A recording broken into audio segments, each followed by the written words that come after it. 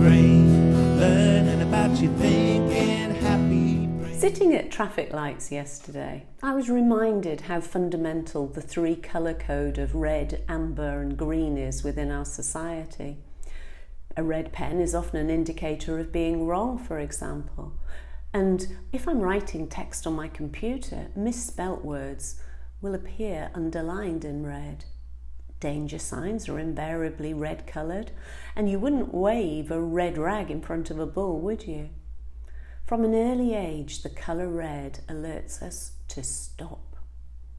Green, on the other hand, generally has the opposite effect, and we can think of green as calming. It's okay to go colour.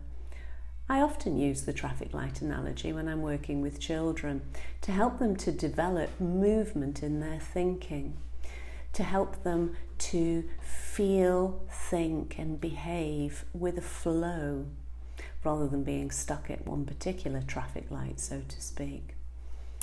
So I often explore the feelings of red and the feelings of green and the feelings of orange, which is really the state of flow and time for choices. Now, 7-year-old Adam came to see me in maybe 2007. He had a problem with rage, with temper tantrums, and his mum told us that Adam had tantrums that lasted for 45 minutes at a time because he became stuck in an unresourceful state and he needed new ways to take charge of his behaviour. Adam and I explored the traffic light analogy. He decided the colour red would represent his angry brain, green would be the colour of his happy brain, and orange was the colour of his helper brain that would unstick his feelings. So then we got busy chatting about having fun and feeling really proud of his behaviours. And when he was really in that great mood, he drew the feelings he felt of his green, happy brain, and he used these expressions. The picture carried an emotional meaning to Adam's subconscious mind. So for me, that would become a resource should I lose rapport with his thinking, language, brain parts. Next, we chatted about things and situations that made him angry, sad or mad, and I encouraged Adam to feel into those feelings, those red brain parts, before he drew his red brain. And having accessed Adam's unhelpful emotions, we needed to break him away from the feelings because, he was used to being stuck in those red brain feelings. And so to interrupt his brain pattern, we played with my dogs. He giggled when we acted out, handing over his red brain thoughts to Oscar, the therapy dog. Laughter changes brain chemistry, and therefore it changes the emotional glue in the neural connections. And of course, I was providing his neurology with a new strategy for dealing with anger, as he could now imagine at least handing over his red brain thoughts to Oscar. However, red brain thoughts from the thinking mind and red brain feelings from the lower lobes are different, and we still needed an additional tool to help him manage his rage. Adam decided that his little brain helper buddies, the orange team, were explorers of smart ideas and possibilities. In his imagination, these little orange guys even made sounds like working on a computer keyboard. Little orange guys. Now we had 3 colour-coded resources that Adam could play with and discover more ways to help himself. I photocopied each drawing, making the red parts smallest, the green parts biggest, as subconscious indicators of his own power. He cut them out and we laminated them, and then these images became useful resources during our working together. He used them in many ways for his whole brain thinking, directing thinking mind's attention towards solutions that managed his different emotions, by taking actions using his reptilian brain energy.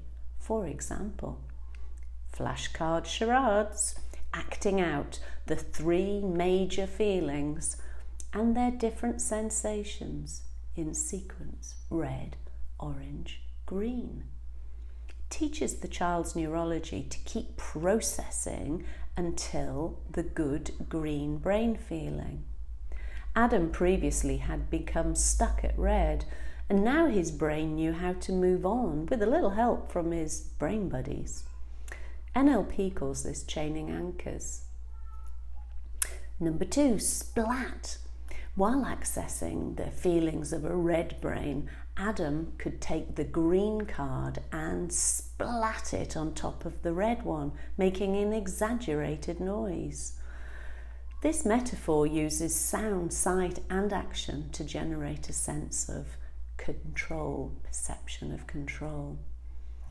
Third activity was squish, because if splat isn't strong enough, Adam could take out the orange card and squish in a side-to-side movement over the red one. And then he could take 3 deep balloon breaths and blow out onto each orange card. So those big, deep belly breaths from balloon breathing. Long blow out over the orange card. And on the last long out breath, gently place the green card on top. Remember, balloon breathing switches off a stress reaction inside the nervous system, so we're really stacking his chances of a successful outcome here. Number 4, visualization, a closed eyes imagery, imagining, imprinting into the mind's eye, imagining working through those different states, having different behavioural responses, so that he gets a chance for new success. Remember, these connections are made in an instant, and teaching children behavioural flexibility is a gift for life. Separating Adam's identity from behaviour, after all, he was not a naughty child, he had just become stuck in inappropriate behaviours. Now he was free to self-manage his feelings, and therefore he could make better decisions. Adam's mum wrote to me a few weeks later. She was delighted to report no further tantrums. That was 45 minutes of tantrums at each time to none in just a few weeks of practicing new ways to run his brain.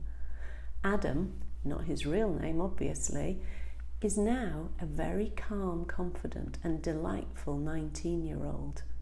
Things could have turned out very differently had Adam remained unable to manage his feelings and his habituated rage. He may have acquired a strong label as a naughty boy. Thankfully, his parents understood the importance of these play techniques. Perhaps the next time you're sat at a red traffic light, you'll remember the deep balloon breaths that activate orange brain buddies to keep the flow until it's green to go. Learning how to drive your happy brain.